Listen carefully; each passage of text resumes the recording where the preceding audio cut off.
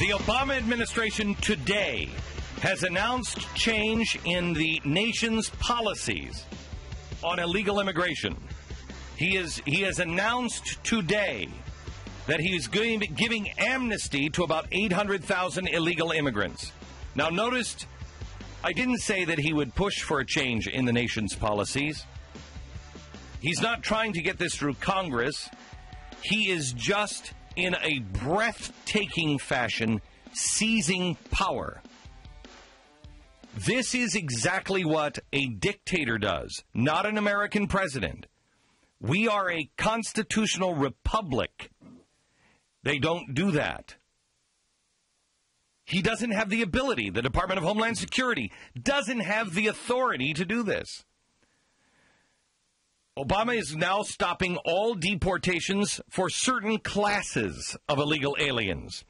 Essentially, he is going to put in place the DREAM Act without dealing with the hassles of debating it, voting it, discussing it, even writing an executive order. He's just doing it. The Obama administration is going to stop deporting and begin granting work permits to younger illegal immigrants who came to the U.S. as children and has since led law-abiding lives.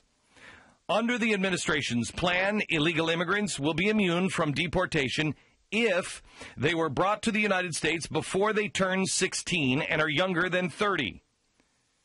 If they have been in the country for at least 5 continuous years. Now, wait a minute. If you were brought here before you were 16 and you're younger than 30, why not those who were brought here at 15 and are now 50? Why 16 to 30? Kick them out. They're different. I love that, too. You have to be able to stay in the United States for 5 consecutive years. So you have to be a consistent lawbreaker to get this benefit. If you happen to go home in between, then no, of course not. I want you to see this for exactly what this is.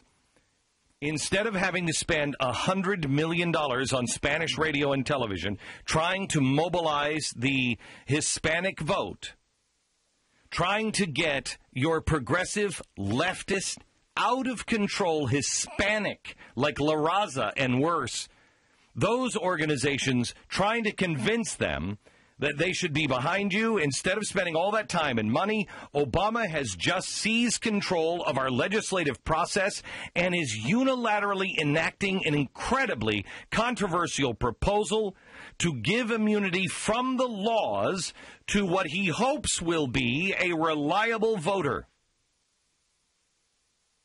This is pandering on a scale this country has never seen before, and this is a dictatorship.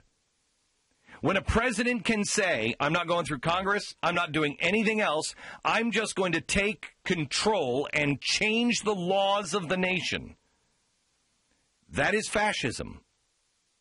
That is a dictatorship. Make no mistake, what we said would happen 3 years ago has just happened today. We said, Congress, you better be careful because you are being made irrelevant. He's not going to use you. It's not even executive order. He's just doing it through the Department of Homeland Security. Meanwhile, the Janet Napolitano is telling us that the border is now better than it's ever been. That is an out-and-out outrageous lie. This is one of the most important topics of our lifetime, what's happening on the border. It is a war zone. It is worse than a war zone. What's happening in Pakistan on the border, what's happening in Iraq on a border, is not as bad as what's happening in our own country on our border. We lay this out in cowards, and the cowards in Congress won't deal with it. The cowards in the media won't deal with it. The cowards in the Oval Office won't deal with it. President Barack Obama is a coward. He knows he can't make the case. He knows you'll never go for it. And so he just takes it. It's one thing to say that that's a mark of a courageous man, just moving forward. Not when you have all of the power. not when it's a move to give you even more power. It's the act of a coward. Based on every crazy thing like news reports and word of border guards, words of eyewitnesses, what's happening on the border is out of control. We go over the accounts of the violence in the United States related to the drug war that aren't even recorded. For example, look at the brilliant minds our government, these brilliant people, the best and brightest among us, they call spillover violence. Spillover. First of all, they don't even have a cohesive definition for what the term even means, let alone how to fight it. Spillover. This is how Homeland Security defines it. Spillover violence entails deliberate, planned attacks by the cartels on U.S. assets, including civilian, military, or law enforcement officials, innocent U.S. citizens, or physical institutions such as government buildings, consulate, or businesses. This definition does not include trafficker or trafficking, whether perpetrated in Mexico or the U.S. That's spillover. Coordinated, intentional attacks on government buildings is spillover violence. In other words, if a drug cartel member beheads 5 rival drug cartel members in the middle of Dallas, DHS doesn't consider that spillover violence. That only makes sense in this stupid town of Washington, D.C. We're broadcasting today from Sirius XM. I hate this town. We're in Washington, D.C. I hate this town. The amount of blood that would spill over the rim of an empty swimming pool, we don't count. Call me crazy. Napolitano also manipulates the statistics to say that the overall violent crime is down across the southwest border by 30%. That's only true if you look at big border city crime statistics. Places like San Diego, one of the safest places among the border, thanks to the fence that Duncan Hunter built years ago. Napolitano and the Department of Homeland Security are cowards because they hide behind the misleading numbers instead of acknowledging how dire the situation on the border is. And this president is just made it worse. In Cowards, we tell you the truth about the border. A 6-year-old boy kidnapped from his Las Vegas home at gunpoint because his grandfather owned a cartel he owed him more than $100 million. We tell you the story about the 5 men who were tortured and killed by having their throats slit in northern Alabama.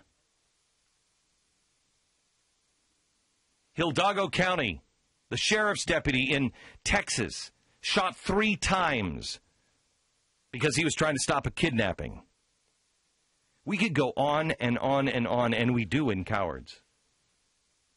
What needs to happen is that any time individuals associated with Mexican drug cartels engage in violent criminal activity against anyone on U.S. soil, that needs to be documented so we know the truth. But we're not into documentation anymore.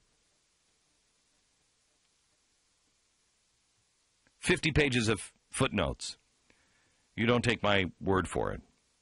But if you look at the chapter on the drug cartels and what's really happening on our border and how Napolitano and Department of Homeland Security are criminally negligent at best for what is happening, and you tie that together with the information on the Muslim Brotherhood, and then you tie that together with a chapter on George Soros, and then you tie those 3 things together with what the president just did today, and you begin to understand what you're up against. You begin to understand who this president is. You begin to understand that many people in the United States government are either asleep at the switch or they're on the wrong side.